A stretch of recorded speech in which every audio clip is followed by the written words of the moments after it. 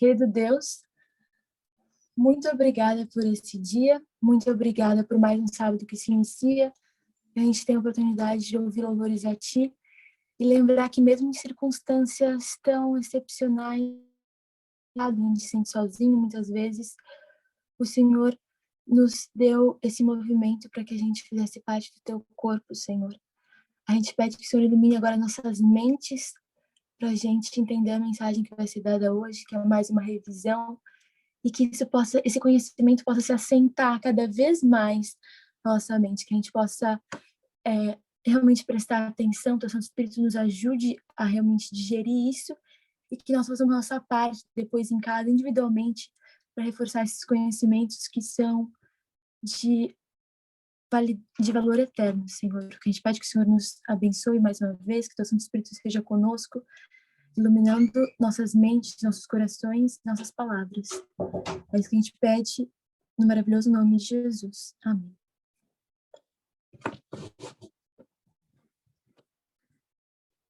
Então, a gente vai falar um pouco hoje sobre algo que a Tess tem falado bastante nos últimos estudos dela. Especialmente ela começou esse ano, digamos assim, porque foi lá em janeiro, naquela campal da Alemanha, se eu não me engano, que ela começou a introduzir o tema daquele artigo que ela mandou naqueles grupos de mídia, que ela manda vários artigos, e o artigo é de como a Constituição se tornou cristã, que é feito por um professor de direito, um artigo muito bom.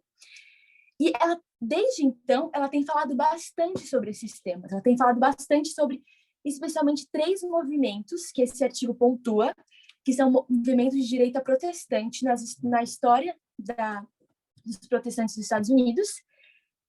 E esses movimentos não são simplesmente religiosos, eles têm um viés político. E esse viés político, ele faz com que eles queiram na verdade, não interpretar. Primeiramente, eles querem emendar a Constituição, e depois se torna um movimento que quer interpretar a Constituição. Então, essas são algumas falas que a gente ouviu da Tess nas últimas campanhas, nos últimos estudos, e a gente vai estudar um pouquinho mais a fundo esse tema, esse artigo. A gente vai fazer uma revisão sobre o que ele diz. Eu vou compartilhar a tela com a gente. A gente vai falar hoje especialmente sobre esse tema, que é um artigo compartilhado pela Tess, feito por um professor de direito, que tem bastante conhecimento nesse tema, e ele reuniu temas que nós temos falado muito nos últimos tempos.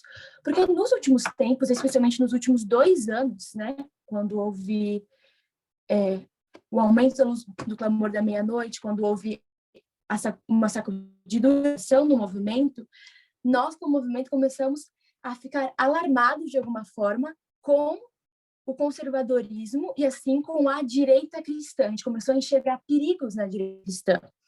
E a gente, como adventista, e aí geral, todo mundo, todos os adventistas, ao menos os que têm algum conhecimento, né, dos escritos, assim, mas bem básico, sabem que o grande perigo que nos assola como igreja, como mundo final, né, do Apocalipse e tal, é a formação da imagem da besta. Tem várias, e o mundo cristão como um todo tem várias interpretações sobre o que seria essa imagem da besta, sobre o que seria a marca da besta, né, outra posição com o selo de Deus, mas nós, como adventistas, acreditamos que isso se refere à união da igreja com o Estado. Então, os adventistas sabem que vai haver uma união de igreja com o Estado. Porém, infelizmente, hoje, a gente vê que o adventismo ele está em trevas para interpretar como que essa união de igreja com o Estado vai acontecer. Então, a gente vê muitas teorias de conspiração que falam que é uma coisa de sociedade secreta, de um Estado profundo que faz com que, de alguma forma, os protestantes sejam ligados ao Papa. É uma mistura de assuntos assim sem muita lógica, digamos assim, quando, na verdade, existem assuntos reais se desenrolando, e não é algo de agora, é algo desde o tempo dos nossos pioneiros, que tentam promover essa união de igreja com o Estado. E essa direita cristã, principalmente protestante, e a gente sabe pelo grande conflito que os protestantes vão ter esse papel no fim do mundo de procurar o Estado para fazer algum tipo de união. E a gente vê isso na história, que isso já está acontecendo. Então, a gente não precisa inventar teorias de conspiração se já existe algo acontecendo. O que a gente precisa fazer é estudar a história passada, para entender a história presente. E até tem procurado fazer isso, tem procurado trazer isso para a gente, né? Como se ela estivesse tentando empurrar nosso movimento para o século XXI, para a gente enxergar as coisas que estão realmente acontecendo. E ela encontrou esse artigo, compartilhou com a gente, que é um artigo que ele basicamente sintetiza uma parte muito interessante desse tema, e a gente vai estudar um pouquinho mais a fundo para entender, porque às vezes, como a gente tem aqui, né, essa estrutura, que é a estrutura que a Tess desenhou no quadro. E às vezes a gente vê ela desenhando, a gente sabe que são 3 movimentos diferentes, mas a gente não entende bem o que aconteceu nesse primeiro aqui, nesse segundo aqui, nesse terceiro aqui. A gente sabe mais por cima, mas a gente precisa ter um entendimento um pouco mais profundo para realmente firmar a nossa fé, para ter categoria daquilo que a gente acredita e entender onde começam as ameaças e onde que elas vão terminar. Então é isso que a gente vai ver hoje. Lembrando que vocês podem, né, perguntar, me interromper, não só levantem a mão que a gente abre para vocês falarem. E quando eu fizer, mais uma vez, quando eu fizer as perguntas assim pequenininhas, podem só abrir o microfone e falar, se vocês souberem ou, enfim, quiserem dar alguma ideia, porque são coisas menores. Então, primeiro, isso que foi, se eu não me engano, na Campal, não tenho certeza se foi na Alemanha ou do Brasil, mas foi uma das duas, uma das primeiras desse ano, em que, antes de começar a falar sobre esses movimentos da direita, ela fez essa linha falando sobre esses grandes despertamentos que ocorreram aqui antes. A gente vai falar um pouquinho deles também, que eles basicamente foram despertamentos. O que essa palavra nos são um avivamento rápido, dramático, e que houveram muitas revoluções do pensamento religioso norte-americano. Então, houve um primeiro, que foi de 1730 a 50, mais ou menos, e um segundo, de 95 a 1840. E isso fez com que as igrejas crescessem, que as pessoas começassem a pesquisar mais a Bíblia, a pensar de maneiras diferentes das formas tradicionais, e isso trouxe uma divisão, né? E no primeiro despertamento era o Old Side versus o New Side, tipo, o velho lado contra o novo lado, e no segundo era a velha escola contra a nova escola. E tem alguns teóricos que falam que era a velha luz contra a nova luz. Então, nesse momento, nesse despertamento, havia também 2 fontes, uma fonte conservadora e uma fonte mais liberal, que queria revoluções, e outra que queria se prender aos antigos dogmas, às tradições e tal, e não queria mudança. Então, isso ficou claro nesse momento. E um ponto interessante que a Tess faz é que nesse segundo despertamento, como a gente pode ver, foi quando surgiram as campais. E as campais, né, que a gente tem até hoje, que a gente fala, né, nossas reuniões campais de carnaval e tal, enfim, que a gente tem agora online, vieram, digamos assim, são dessa ideia aqui, porque os mileritas, lembra, eles tinham essas campais, a gente tem a campal de Ex, a gente tem várias campais que surgiram com essa ideia do segundo grande despertamento. Então, a gente sabe que o movimento adventista surgiu, de alguma forma, foi um ramo desse grande despertamento. Mas o ponto que a Tess faz, que eu acho muito interessante, é que existem duas fontes, né? Vamos dizer que é a conservadora e a liberal. Os despertamentos estavam acontecendo aqui na liberal. Então, havia, digamos assim, pessoas sendo levadas por essa corrente e pessoas sendo levadas por essa corrente conservadora. Mas até se faz o ponto de que eles precisaram sair da corrente conservadora, os adventistas, digamos, vamos dizer assim, para realmente cumprir a vontade de Deus. Então, para sair de uma fonte, mais fácil que você saia se você estiver na liberal. Mas você precisa sair dessa fonte. Você não pode ficar com ela até o fim, porque ela não vai te levar à vida eterna. Ela pode ser um meio, de alguma forma, mas tem um momento que você tem que sair e tomar uma posição diferente. Por exemplo, esses despertamentos, eles levaram ao pentecostalismo, essa questão muito emocional, que a gente sabe que não é certo, eles também rejeitaram a mensagem de Miller e de Ellen White, né, depois dos adventistas. Então, a gente sabe que eles estavam no lado que, até certo ponto, estava certo, questionando, buscando coisas novas, mas a partir do momento que eles recusam se sair disso e aceitar a mais luz que Deus está trazendo, eles acabam também perdendo o caminho para a vida eterna. Tá, esse é só uma pequena prévia dos movimentos que vão seguir, que vão começar a partir de 63 em especial, mas agora a gente vai estudar em especial esses últimos 3 movimentos aqui, que é realmente o assunto do nosso estudo e o assunto do artigo. O artigo não trata sobre essa parte inicial dos despletamentos, a gente só está falando porque a tese pontuou ele em algum momento. Então, a gente vai começar a falar sobre esse primeiro movimento, que ele aconteceu de 1863 até 1900, conhecido como o movimento da emenda cristã. E em 63, essa é uma das perguntas rápidas que vocês podem abrir o microfone e falar. O que estava acontecendo nesse contexto de 1863? Isso, a Noelle escreveu no chat, Guerra Civil, exatamente. Então, a gente estava no meio da Guerra Civil Americana. E ela começou em 61, só para a gente lembrar, e terminou em 65. Então, era bem o auge dessa guerra. E, nesse momento, havia um dilema relacionado ao pecado nacional, que eles acreditavam que a guerra era nada mais, nada menos do que uma punição desse pecado. Então, existiam duas visões sobre qual seria esse pecado nacional. Um deles é a visão White, que ela traz para a gente nos primeiros escritos, que a escravidão era o pecado nacional, que Deus nunca intentou que a escravidão chegasse nesse nível, e com essa desumanidade ele iria punir a nação, e a gente tem a civil como uma espécie de punição. E outros acreditavam que a Constituição sem Deus estava sendo punida através da guerra. Então, o pecado, eles eram uma nação cristã que não proclamava o nome de Deus na Constituição.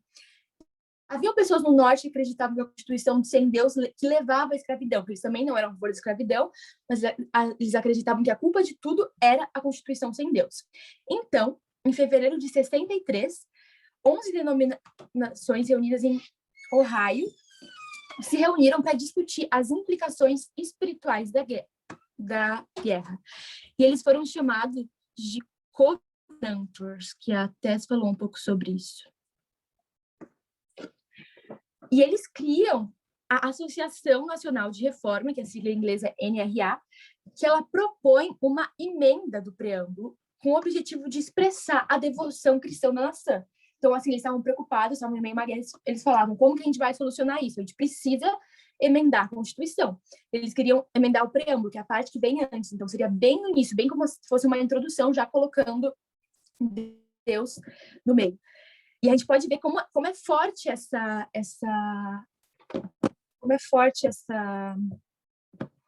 tentativa deles, e essa ideia que eles têm, porque olha o que eles escrevem, qual era a proposta que eles tinham, né?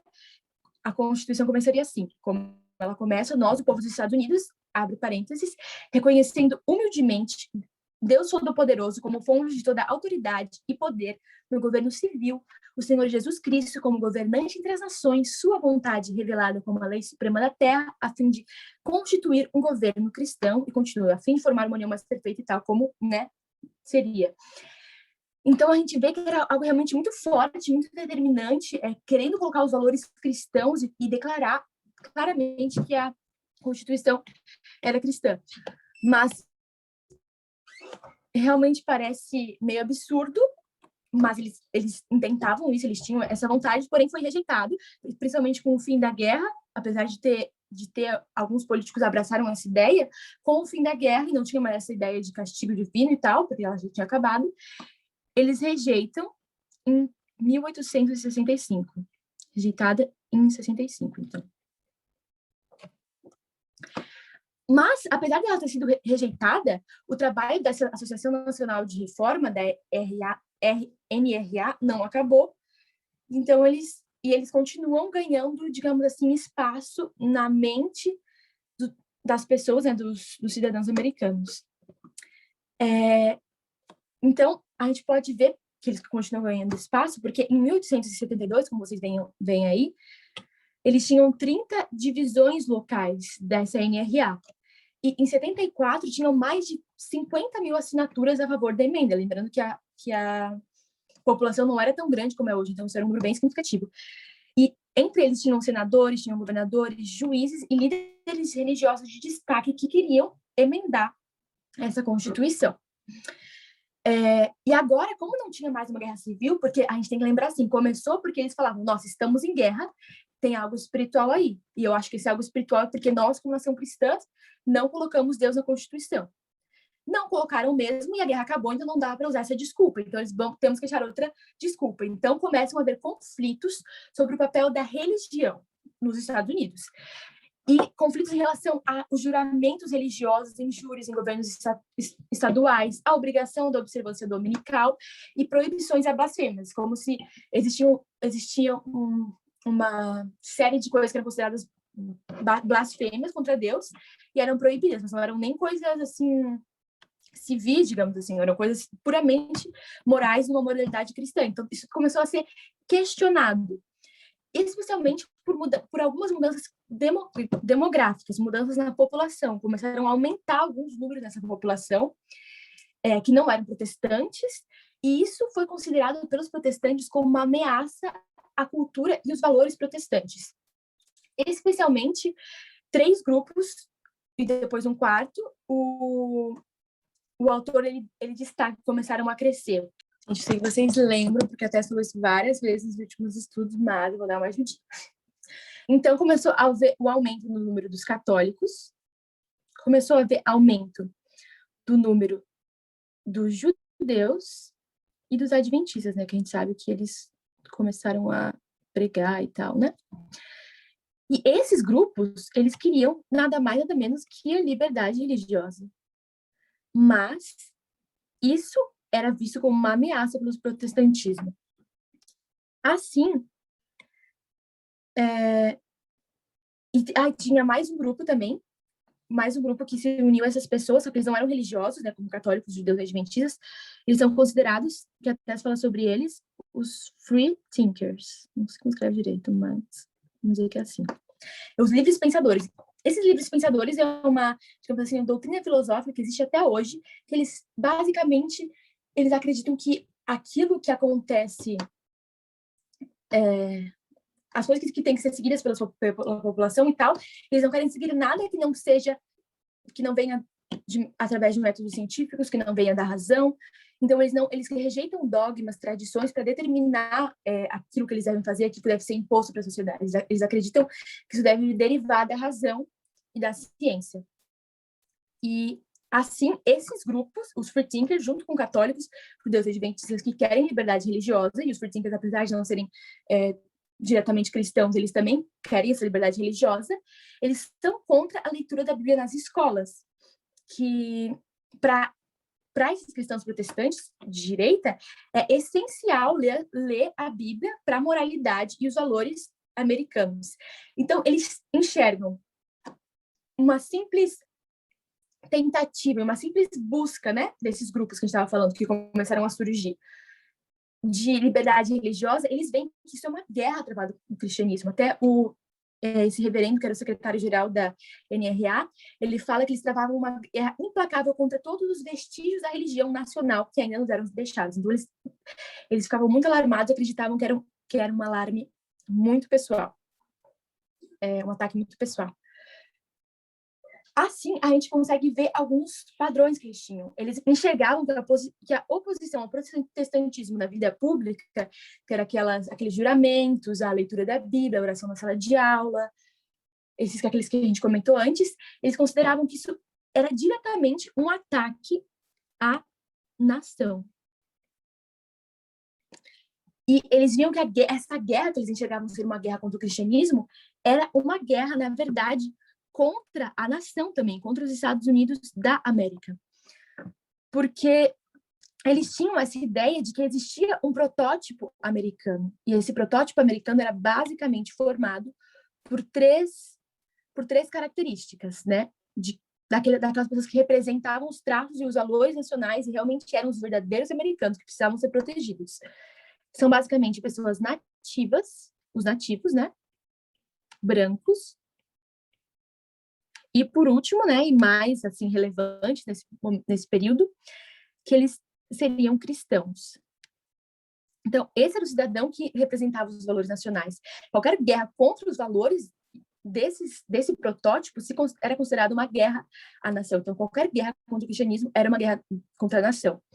E agora, eu quero que vocês falem mais uma vez, agora vocês têm que falar mesmo, que isso o que está na base de tudo isso? Então, a gente começa a entender que a gente está falando sobre união de igreja com o Estado, lembrando, né? Esse é o nosso assunto.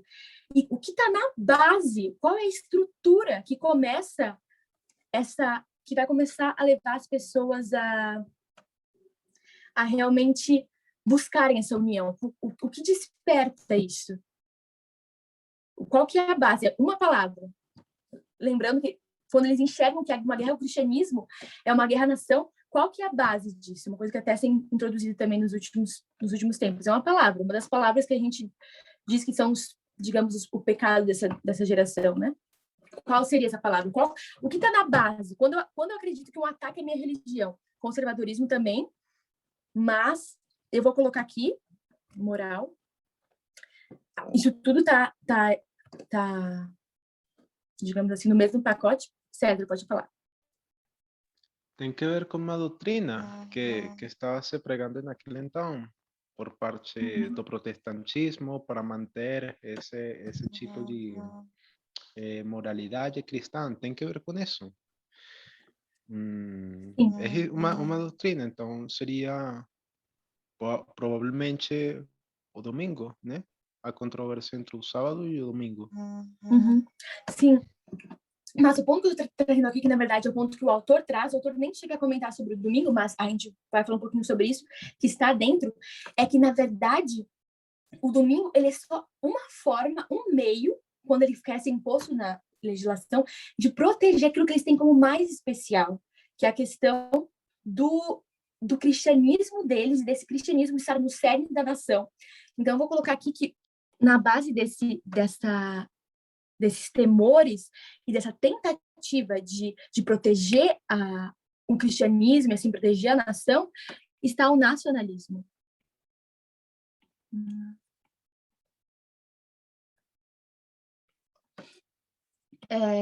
Eu acho isso muito interessante, porque quando a tese começou a introduzir nacionalismo, eu admito que eu não via muito assim, tipo, sabe, qual que era muita lógica, mas estudando, é só a gente voltar para a história, voltar para como que aconteceu.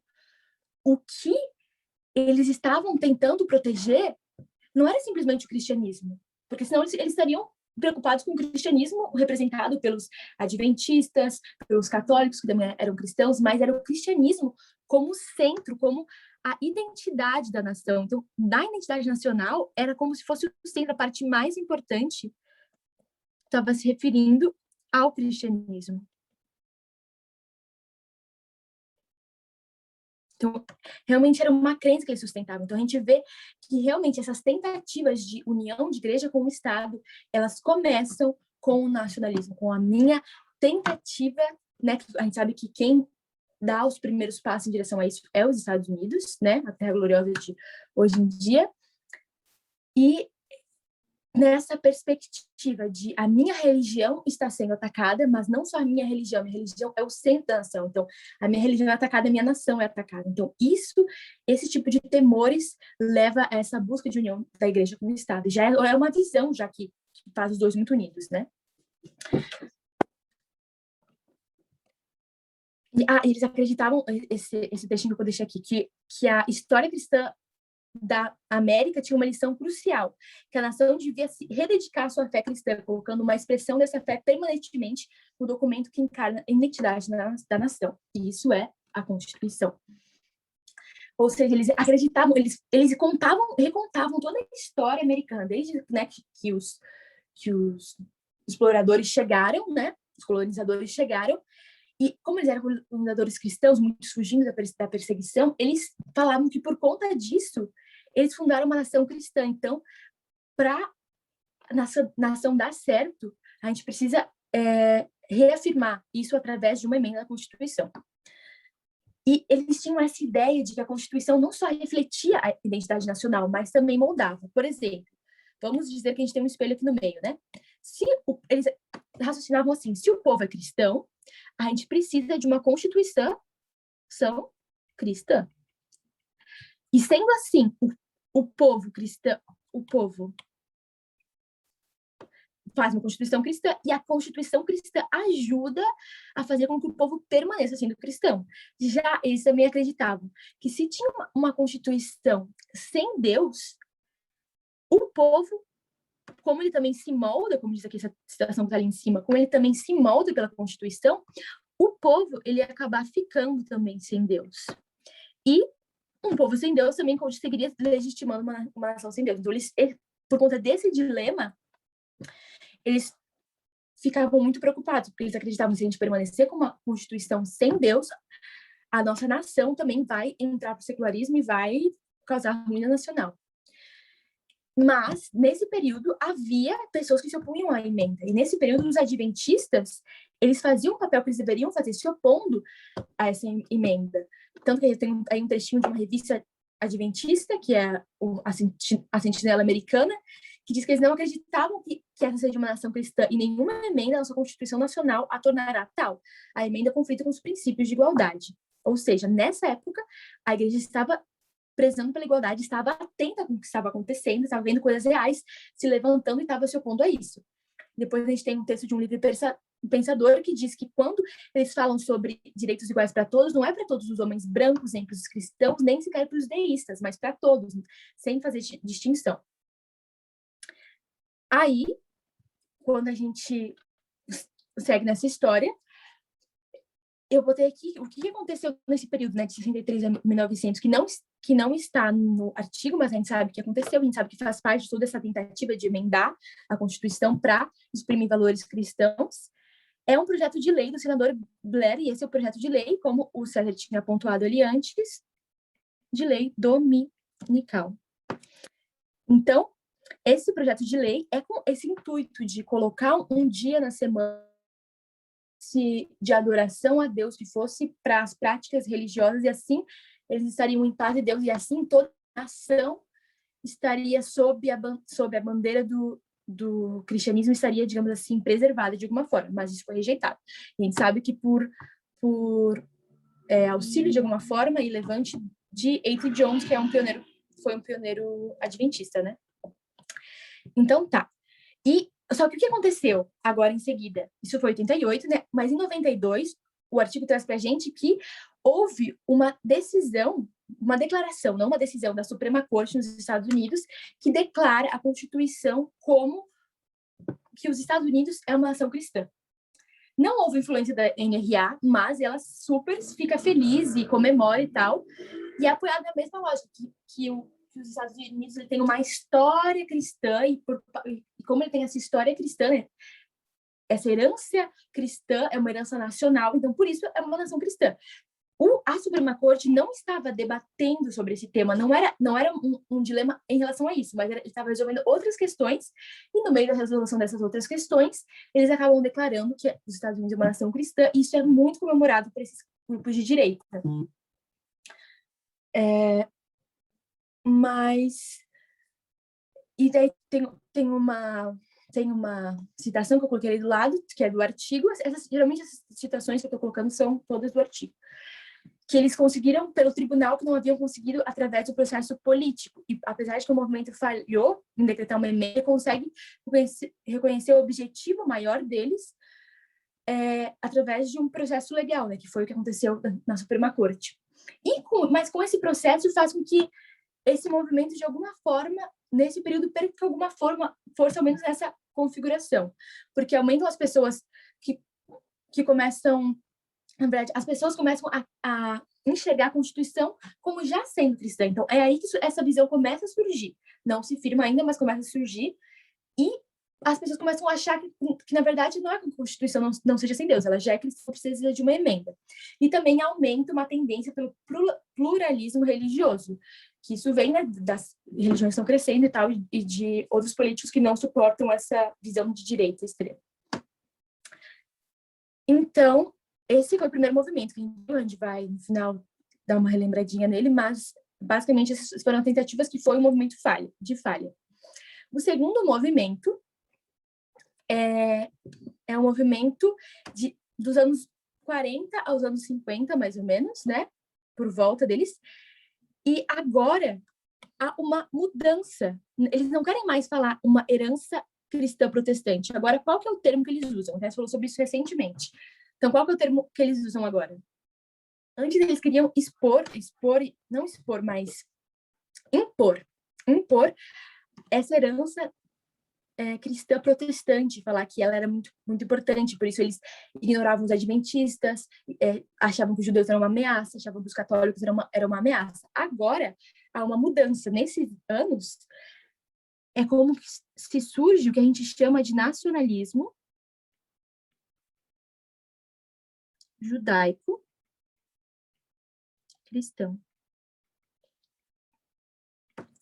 E, né, baseado nesse legado judaico-cristão. Então, eles têm essa mudança. E por que acontece essa mudança? Em especial, ela acontece no pós-Segunda Guerra. Por quê?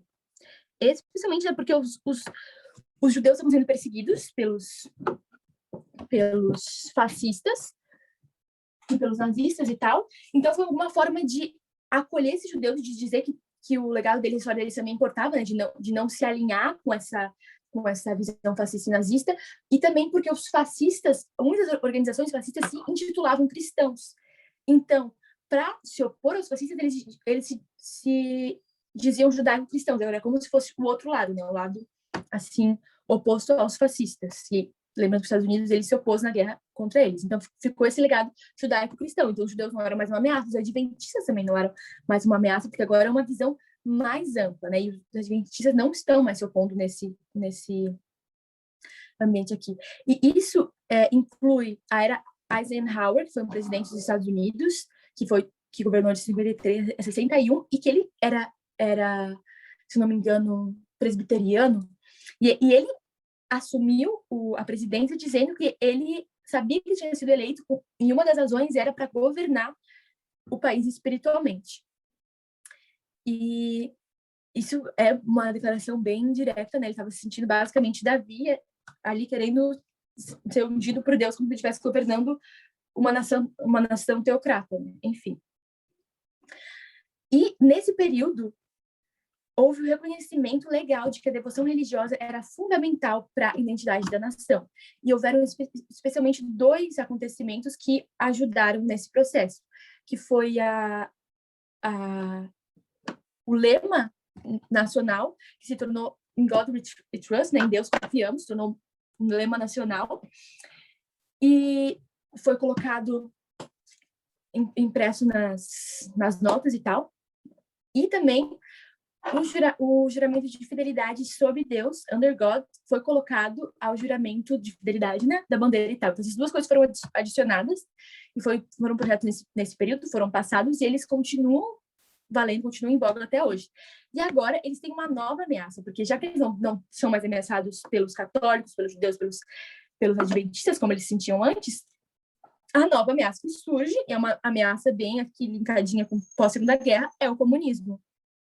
Lembrando que os Estados Unidos, claro, o comunismo ele tem um elemento de alguma forma ateu no seu extremo, mas também os Estados Unidos estavam em Segunda Guerra, então, não, pós-Segunda Guerra, que é o período da Guerra Fria, que existe uma bipolarização do mundo. Então, tem Estados Unidos de um lado, Rússia de outro, Rússia poder comunista, Estados Unidos poder capitalista, eles querem puxar esse caráter cristão e tal, e vem como uma ameaça enorme o comunismo.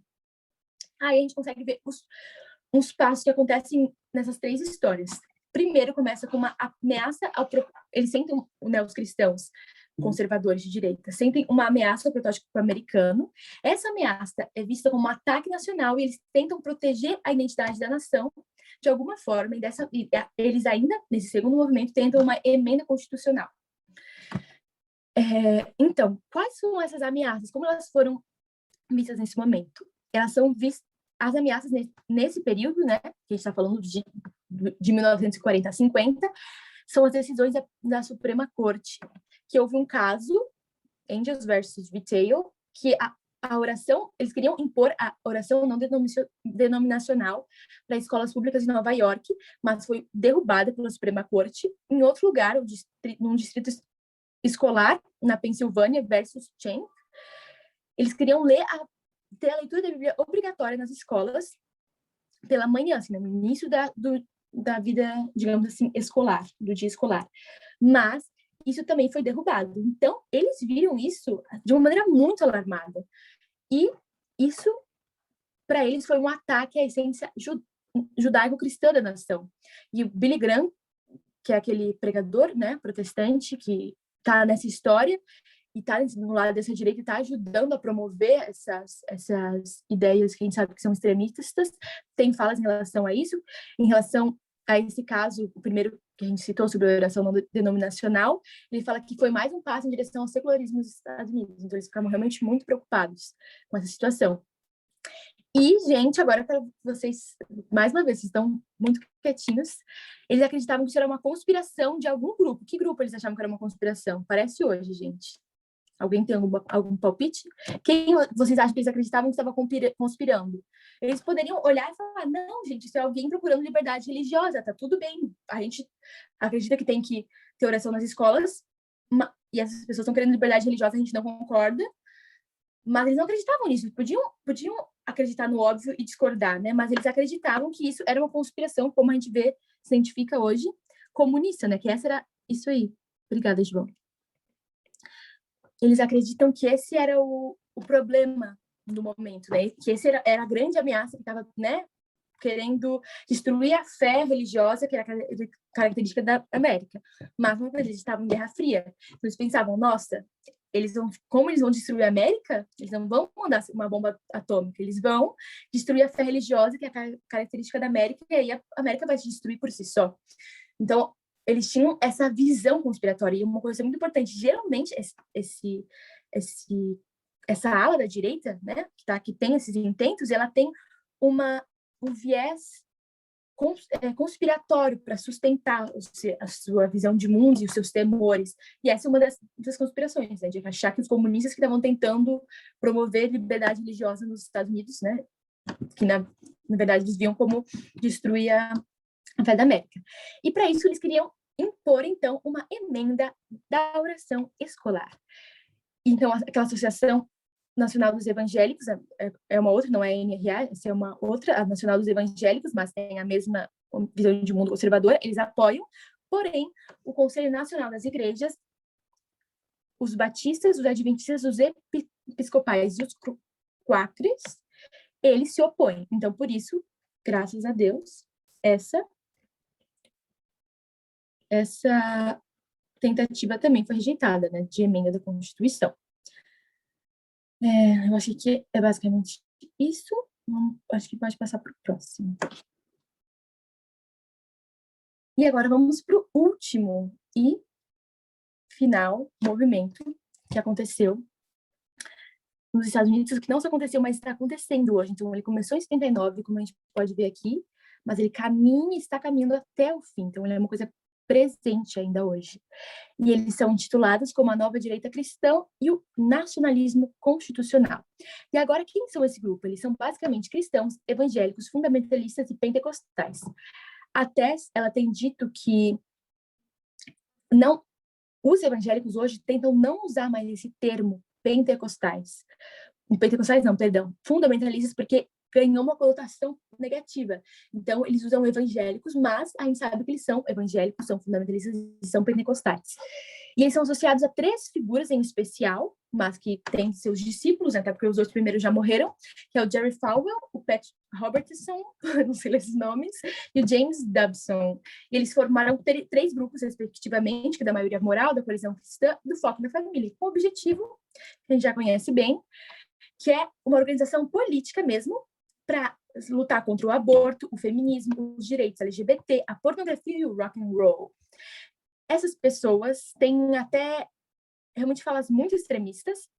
Por exemplo, o Jerry Falwell, ele acreditava que a escravidão deveria voltar e que ele acreditava também, então, tem alegações em relação a isso, né, alegações bem polêmicas, que adultério ainda deveria ser punido com apedrejamento. Então, eles tinham realmente visões extremamente conservadoras, extremamente fortes, assim, a gente vê que até fora da realidade.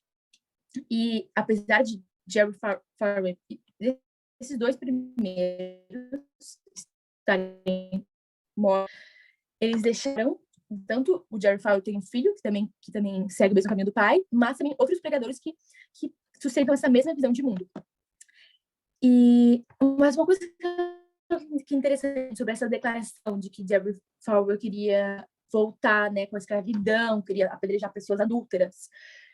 Eu acho interessante, tipo assim, duro, parece uma coisa de outro mundo a gente ouvir isso, mas quando a gente pensa, que olha para os conservadores, assim, digamos assim, mais calmos, que não parecem ser tão extremistas, esse Jerry está sendo mais, de alguma forma, dentro da sua incoerência, fora de contexto, está sendo mais coerente do que alguns conservadores.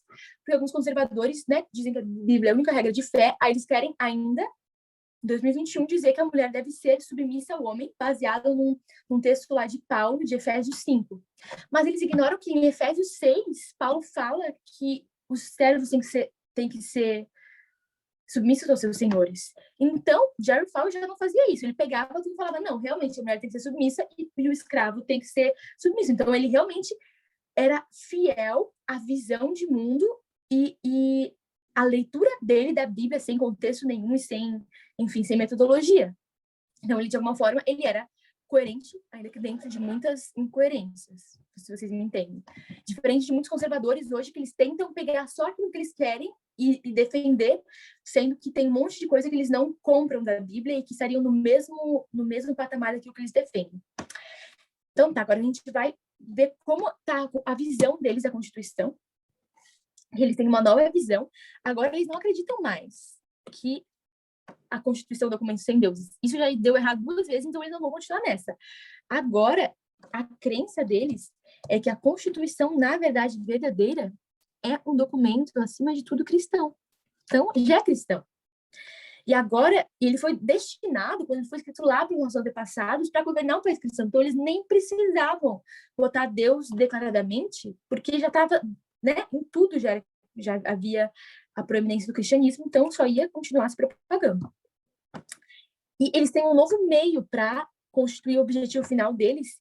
Eles não têm mais agora uma campanha para emendar a Constituição. O que eles querem fazer agora? Isso todo mundo sabe. O que eles querem? Eles querem fazer uma emenda à Constituição ou eles têm um outro objetivo com a Constituição? O que eles querem fazer com a Constituição agora? Vou esperar alguém responder. Isso aí, obrigada, Carla. Eles querem interpretar a Constituição. Então, a Constituição já é cristã. A gente só vai precisar pegar ela e interpretar ela com o viés cristão. E o objetivo é proteger a identidade cristã da nação. O objetivo final é o mesmo. Agora, é diferente que, ao invés deles verem como um documento sem Deus e que ia levar à ruína e ao secularismo da nação, eles falam, já é cristã. A única coisa que a gente precisa não é emendar porque já é cristã, é só interpretar de acordo com os nossos valores, né? Então, o objetivo final é o mesmo e mais o roteiro é o mesmo como a gente viu antes. Surge uma ameaça ao protótipo americano, que é visto como um ataque nacional, então eles tentam proteger a identidade cristã da nação. E essa ameaça, ela é vista como algo que expressa a sabedoria do homem, a autorrealização através da razão, uma filosofia humana sem restrições por princípios morais e até eles declaram, né, nova direita cristã, eles declaram que é o pior mal do mundo e pode ser, o artigo, né, o autor, ele intitula como humanismo secular. E esse humanismo faz com que eles fiquem muito preocupados pelo futuro da nação. Porque o que eles entendem? Eles entendem que, assim, eu tento fazer com que as crianças leiam todo dia a Bíblia nas escolas. E quando rejeita isso, rejeita a sabedoria de Deus contida na Bíblia e você se apega à sabedoria do homem. Então, o homem se torna o centro do universo e o homem se tornando o centro do universo, a nação está destinada à ruína. Porque para a nação dar certo, como o coração da nação é o cristianismo, na cabeça deles. Se esse coração para de bater, se ele é rejeitado, se ele é, né, excluído, a nação inteira morre. Mais ou menos assim que eles enxergam. E eles se preocupam bastante porque eles veem esse avanço do secularismo em números, né? Por exemplo, em 54, os protestantes eram 71% e os sem religião eram menos de 1%. Já em 79, esse número baixou bastante. Agora são só 58% cristãos e tem 7% de pessoas sem religião. E, por último, agora, né, esse ano, 2016, são 38% protestantes e os de sem religião já aumentou mais 10% tá 17% não tem religião. E eles ficam muito alarmados, eles veem que isso é um ataque à família, que isso está promovendo o socialismo, o hedonismo, o satanismo, e eles enxergam que a identidade cristã está em perigo. Porque a partir do momento que você rejeita essa essência da América, né, que é o cristianismo, se afasta do verdadeiro significado da Constituição, você entra em decadência nacional. Só um ponto que eu lembrei agora.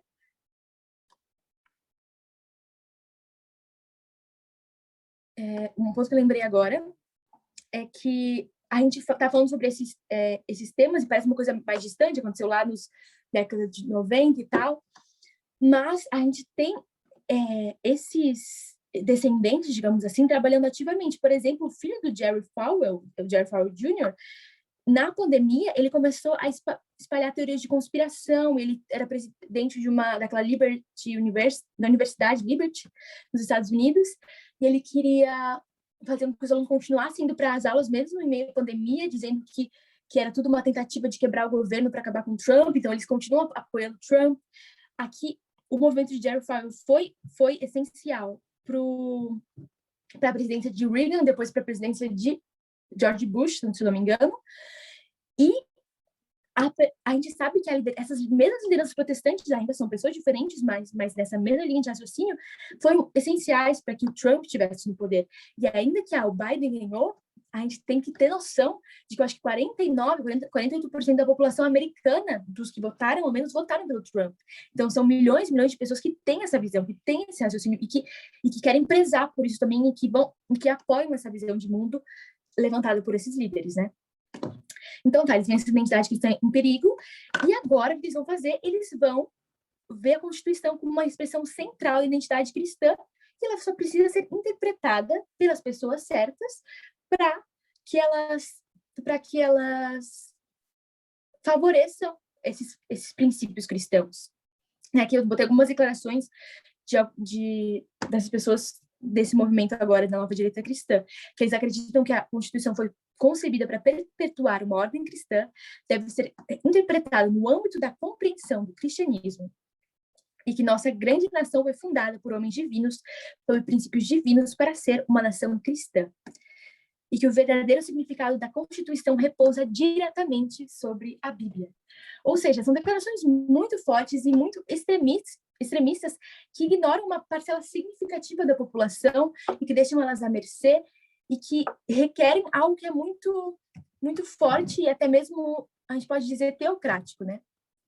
A Tess, nos últimos estudos que ela fez, ela colocou como essa ameaça, que está em 79 até o fim, que no documento ele coloca como humanismo secular, ela traz como os negros, a ameaça, né, que está escrito aqui em inglês, eu só traduzir aqui, negros, imigrantes, muçulmanos, mulheres, LGBT e socialistas. Então, essa é a ameaça vista, e a gente consegue encaixar isso no humanismo secular por vários aspectos, porque eles são contra, né, declaradamente ao feminismo, eles têm declarações, assim, muito fortes em relação ao feminismo, que é para diminuir os homens, que é para tornar as mulheres lésbicas, são coisas bem, assim, fortes e também são bem contra os direitos LGBT. Então, esse elemento a gente já consegue ver bem, mas quando a gente entende o humanismo, especialmente como o Parminder tem trazido e trouxe na última Campal, a questão do humanismo ligado, né? O humanismo eu acho que é uma coisa bem ampla, pode haver várias interpretações dentro disso e várias perspectivas, né? A maneira como a gente olha. Mas o humanismo, da maneira como o Parminder trouxe para a gente nas últimas Campais, como sendo um braço e relacionado aos direitos humanos, a gente entende que realmente o humanismo, os direitos humanos, eles prezam de uma maneira especial pelas minorias representadas por esses grupos em especial, né? E o socialismo é visto sempre porque muitos acreditam que o humanismo é simplesmente uma reformulação do socialismo. Então, o humanismo ele entra como uma reformulação do socialismo e como uma forma de proteger os direitos humanos das minorias, que são consideradas negros, imigrantes, muçulmanos, mulheres, LGBTs. Então, essas pessoas aqui acabam se tornando também uma ameaça contra a identidade da nação, né? Porque ela é defendida pelo humanismo, porque, assim, tem muitas teorias conspiratórias, assim, a gente poderia ficar falando só sobre as teorias conspiratórias que eles inventam sobre cada um dos grupos, e qual a interpretação que eles têm, simplesmente por esses grupos quererem liberdade religiosa, por quererem liberdade de consciência, liberdade de existência, né? Liberdade sobre seus corpos, sobre suas vidas, segurança, enfim. Então, simplesmente, a tentativa desses grupos de quererem ser livres e viver suas vidas normalmente é considerada uma ameaça pela nova direita cristã. Então, são basicamente os movimentos. A gente vai fazer uma revisãozinha aqui. Eu só queria lembrar a gente que, mais uma vez, o quanto isso está presente. Isso é um estudo que, naturalmente, né, foca na história que aconteceu no passado e como isso está acontecendo, está caminhando para os dias de hoje, mas hoje a gente já vê isso se levantando de uma maneira muito forte, não só através dessa liderança cristã hoje, que é muito significativa, que ganha muitos corações nos Estados Unidos e que cria essa polarização muito forte, mas também até na Suprema Corte, mais uma vez, dos Estados Unidos. Hoje, eles não querem mais emendar a Constituição, então eles não querem ir simplesmente para o Senado e tal, passar uma lei, eles querem interpretar. A gente sabe que a Suprema Corte é uma das grandes responsáveis por interpretar a Constituição americana, né, as leis, e ver como isso vai ser melhor, digamos, distribuído e cumprido, né? Enfim, e a gente sabe que hoje a Suprema Corte americana, e ano passado isso aconteceu efetivamente, ela é composta por 9 pessoas no total, mas são 6 conservadores e 3 liberais. Ou seja, isso é um perigo para qualquer democracia, porque o ideal seria ter 5 contra 4, sempre isso se variar para que pudesse haver um equilíbrio, né? Um equilíbrio natural que toda a democracia precisa, né? Que partes opostas se contraponham e se como que regulem de alguma forma, né? E que não permitam abusos. Mas tendo 6 contra 3, a gente sabe que isso é um perigo para, ainda mais nesse contexto, ainda mais que essas 6 pessoas são conservadoras e estão mais alinhadas com essa nova direita cristã que pretende interpretar a Constituição aos seus moldes e aos seus moldes cristãos, e ver que o contrário disso é uma ameaça à essência, ao centro, ao coração da América, né? E isso é muito interessante da gente ver e lembrar que isso é uma história que tem que ser estudada, não é o estudo de hoje falar sobre essa questão da Suprema Corte, a configuração atual, mas isso foi algo premeditado pelo Partido Republicano, e eles até, de alguma forma, trapacearam para que se tornasse assim, né? Usando essa palavra, mas a história conta isso bem certinho. E, inclusive, dois desses juízes foram colocados por Trump, e a gente sabe que as pessoas ficam basicamente até morrer, né? A última juíza, que era uma juíza liberal maravilhosa, a Ruth, não lembro o resto, ela ficou até falecer, tinha câncer e continuou, enfim, e agora foi colocada. Então, a gente tem 6 pessoas de direita por uma geração, e a gente sabe que a gente está vivendo a última geração, e a gente sabe que eles são muito tentados, não tentados, mas eles já tendem a favorecer o cristianismo. A gente viu isso agora na pandemia, então uma coisa recente, uma decisão do ano passado, em que as igrejas de Nova York, elas estavam, não só as igrejas, o estado de Nova York estava restringindo alguns lugares na pandemia, por motivos lógicos, né? A gente está há quase 2 anos nisso, então a gente já sabe bem. Então, por motivos lógicos, estava restringindo alguns locais, como igrejas, como bares, porque lá tinha uma disseminação muito forte do vírus. E o que acontece? Essas igrejas, elas recorrem à Suprema Corte, e 5 votos contra 4, elas ganham, e elas podem, agora, né, ter na cabeça delas mais liberdade, mas na verdade,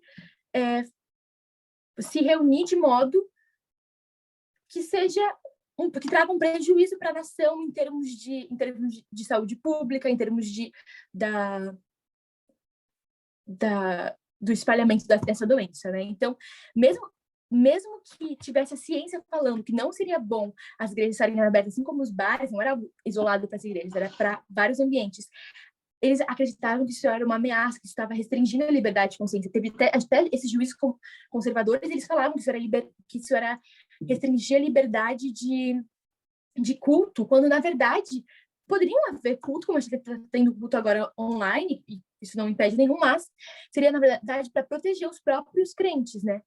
Mas a gente já viu, então, uma decisão, né, que foi favorável a um viés cristão. E a gente sabe que o Estado não está aqui para fazer isso. Ele deve prezar pela liberdade religiosa, pela liberdade de consciência.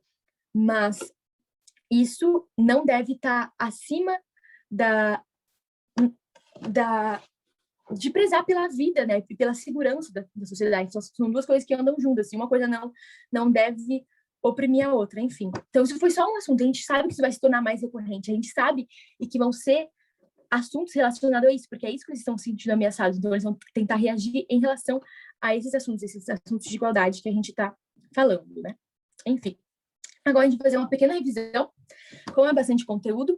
E, gente, isso aqui é uma revisão. Eu posso até mandar para vocês essas notinhas escritas aqui mesmo. Mas eu recomendo muito para aqueles que não leram. Acho que para quem leu, para quem está vendo os estudos, isso aqui dá mais uma revisão, isso ajuda a reforçar. Mas para quem não leu, eu recomendo que leia e que tente fazer, às vezes, seus esquemas para ajudar a realmente fixar isso na mente, porque isso é a história do nosso tempo, né? E é determinante para aquilo que a gente está pregando hoje, para aquilo que a gente acredita. Então, eu queria fazer uma revisão. Alguém lembra qual que foi o primeiro movimento, o nome do primeiro movimento aqui, em 63, aos anos de 1900? Eu já vou escrevendo. O primeiro movimento que a gente teve é o movimento da emenda cristã. Já o segundo movimento, ele é o nacionalismo, né? Houve uma mudança lá na Segunda Guerra, que a gente lembrou, judaico, cristão. E, por último, a gente tem agora, que vai chegar até o fim do tempo, por isso que a gente precisa entender. A gente precisa entender o princípio para ajudar a gente a entender o fim. E o fim é o que a gente está vivendo, então é o que a gente vai ter que alertar as pessoas. E, por último, pode deixar que eu vou disponibilizar assim, Carla. É a nova direita cristã. E eles têm objetivos diferentes. O primeiro, objetivos não, ele tem meios diferentes para conseguir o mesmo objetivo. O primeiro, eles querem emendar a Constituição, e o segundo, eles querem interpretar a Constituição. Porque a Constituição, na cabeça deles, sempre foi cristã. E o objetivo deles, né, que está aqui, maior problema do mundo, eles querem ter os Estados Unidos como nação cristã. Não basta a população inteira, ou boa parte, ser cristã. Eles precisam ter isso em termos constitucionais.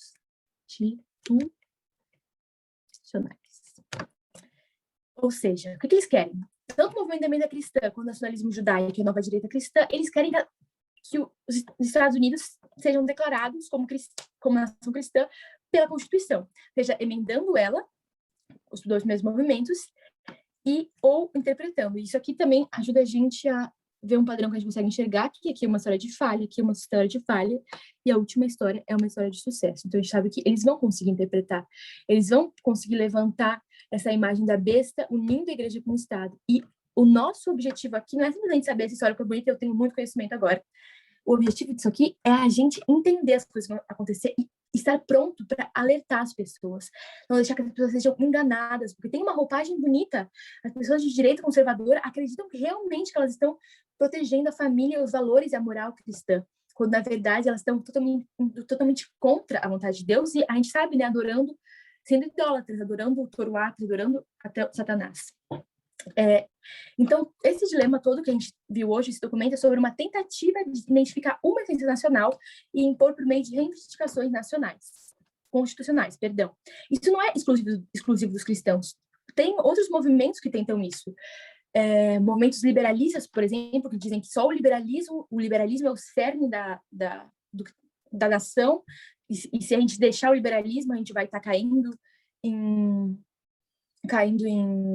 decadência. E a Ku Klux Klan, por exemplo, né, que é um movimento também que tem as suas fases, suas ondas, ele dizia que para você ser americano, a essência nacional era ser branco. Então, isso não é algo novo, mas o autor, ele coloca que ainda assim, por não ser, às vezes, tão sangrento, por exemplo, contra o Ku Klux Klan foi, né? Não quer dizer que não seja perigoso. E nós, com a nossa interpretação profética, a gente pega a história e alia com profecia, a gente entende que isso, na verdade, que esses posicionamentos vão levar à ruína nacional e vão fazer parte do último grande conflito nessa terra que nós, como sacerdotes, a gente tem que apontar, a gente tem que conhecer, a gente tem que entender, a gente tem que alertar as pessoas. Isso aqui tudo parece um monte de história teórica, mas a verdade é porque Deus, ele tem em muita conta o valor de cada alma. Ele sabe o quanto cada pessoa é importante e ele quer salvar essas pessoas e ele não quer de jeito nenhum ter que pessoas que poderiam ser salvas enxerguem ele como um Deus tirano, enxerguem ele como um Deus que quer impor a sua vontade, que é como essas igrejas, né, esses movimentos de direita cristã quer impor. Então, quando a gente estuda tudo isso, quando a gente tenta entender a história, entender os motivos que estão por trás, são motivos nacionalistas, racistas, sexistas e homofóbicos, a gente entende que o caráter de Deus não é assim, que a gente tem que enxergar isso para se opor a esse posicionamento. Enquanto eles ignoram e desconsideram a diversidade, que qualquer nação é composta por diversidade. Se a gente pensar nos Estados Unidos, né? Vamos ver quem seria o protótipo ideal, realmente o verdadeiro nacionalista dos Estados Unidos. Seria um nativo que estava lá antes dos europeus chegarem, porque nos Estados Unidos, basicamente, todo mundo é imigrante. Seja os africanos que vieram forçados da África, seja os europeus que vieram por fugindo, né, da perseguição na Europa. Então, todos são estrangeiros ali, com exceção dos nativos que foram dizimados, todos são estrangeiros. Então, uma nação sempre vai ser uma nação, sempre vai ser plural, e nós devemos considerar e preservar essa diversidade, que foi algo que Deus colocou. A gente sabe, é um discurso clichê, mas Deus colocou cada ser humano com a sua individualidade. Deus... vou parar aqui a conversa. Deus sabe que cada alma tem o seu valor e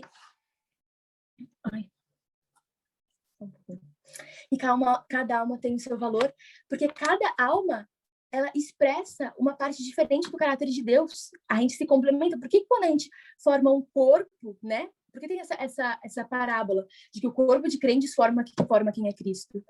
Porque um corpo, ele é formado por partes diferentes. Não existe uma célula, por mais que as células executem as mesmas funções, toda célula vai ser diferente da outra. Então, cada ser humano é diferente. Então, Deus fez essa pluralidade e ele ama isso e ele se sente representado pela pluralidade. Então, quando esses movimentos tentam negar isso, tentam formar um tipo especial de cristão que recebe o favor de Deus e que pode e que deve ser preservado, a gente sabe que isso vai totalmente contra ao coração daquilo que Deus é, né? Que Deus se representa e se revela através de cada um de nós. A gente não ama Deus se a gente não conseguir amar uns aos outros. Então, esse é o lado que a gente tem que ter. É história, parece que é um conteúdo denso. Mais uma vez, eu reforço a importância de vocês lerem esse documento, está em português, está maravilhoso. Mas a gente não perder em mente que o objetivo de tudo isso é que a gente volte a entender que a gente perdeu nesses 6.000 anos de pecado, a importância do valor de cada alma, porque cada alma ela é um espectro diferente do outro, do que é a imagem de Deus. E a gente, como igreja, tem que preservar isso, como movimento, a gente está redescobrindo isso, e a gente tem que levantar essa bandeira, que essa é a bandeira da igualdade. Somos todos iguais, justamente porque cada um é diferente do outro. Não tem um grupo especial que merece proeminência, que merece ser ouvido, ter oportunidades e tal. E é isso que a gente está buscando, é isso que esse estudo, eu acho que todos os estudos que a Tess traz, eu gosto muito, assim, uma frase da Tess, que ela diz que o ponto do clamor da meia-noite é que a gente volte a recuperar o valor de cada alma. Então, eu acho que esse deve ser o nosso foco. Em tudo aquilo que a gente faz na nossa vida, né, cotidiana, e quando a gente vai estudar também, a gente ter isso em mente. Não é conhecimento, não é saber linhas de cor, não é, nossa, sabe, entender toda a política, economia e, enfim, história. Isso também é importante, tem sua validade, mas isso é um meio para a gente ajudar a restituir, nessa obra de restituição, o valor de cada alma. É basicamente isso. Vamos terminar com uma oração. Querido Deus, muito obrigada por esse dia. Muito obrigada porque a gente pôde estudar, revisar um pouquinho sobre um artigo que o Senhor a gente vê como um presente, Senhor. O Senhor colocou uma pessoa que não tem, que tem alguns aspectos. Em alguns aspectos a gente estava em polos opostos, visão de mundo, mas o Senhor nos aproximou para a gente conseguir enxergar valor nessa produção que ele teve, e a gente conseguiu unir história e profecia e enxergar que o Senhor tá guiando a história dessa terra, guiando em especial esse movimento para que a gente possa levantar nossas bandeiras, levantar nossas vozes, para nos opor a tudo aquilo que impeça as pessoas de conhecerem a Ti, de conhecerem o Teu caráter. A gente está num processo para conhecer o Teu caráter. E esse processo, a gente tem muito a aprender, muito mais a desaprender. Nos ajude nesse processo, mesmo que isso seja difícil, Senhor, que a gente possa realmente nos empenhar nisso e lembrar que acima de tudo, o Senhor é um Deus de amor, um Senhor que tem amor por cada alma, e o Senhor, por cada alma singular que o Senhor criou, que representa o teu caráter, o Senhor quer que ela seja salva. E o Senhor não quer simplesmente abandoná-la à incredulidade ou à desinformação. Nos ajude, então, a buscarmos a verdade, porque essa é a verdade que liberta, que vai libertar essas almas e fazer com que a gente esteja juntos em breve no céu. Mas nos realmente nos ajude a focar nisso, e não focar simplesmente em teorias e coisas, e autopreservação, sabe, Senhor? Ajuda a gente a ter essa noção do ministério abnegado que a gente deve procurar. Que o Senhor nos abençoe, nos guarde, nos dê um restante de sábado na tua companhia. Em nome de Jesus. Amém.